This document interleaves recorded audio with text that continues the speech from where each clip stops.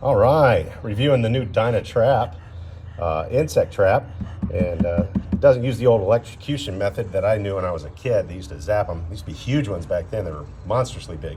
It's for a half acre. I got it at Costco.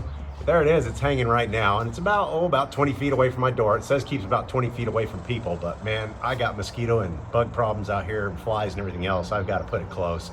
So anyway, I'm gonna give it a 24-hour chance to catch some bugs, and let's see what happens, and then I'll tell you and show you what I got.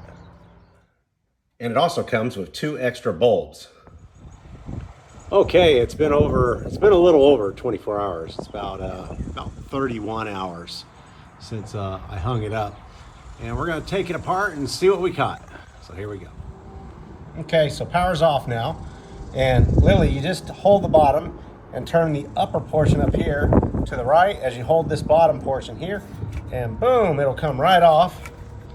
And you take out this screw. If you see this screw here, you'll take out this screw here to put new bulbs in. Like I said, you get 2 extra ones plus the one that comes in it, so it's 3 bulbs in all. And here's our bounty after 31 hours. Look at that. It's a lot of good stuff there. I guess they just go in there and die, because it's not like the old days where everything's cracking and popping and burning and electrifying everything. So this is just a slow kill, but it attracts them, it gets them in there, and it works pretty good. We haven't had any bites or anything near the back area here, so that's been really nice, especially with the mosquito problem we have. So it works for me. Good luck. God bless.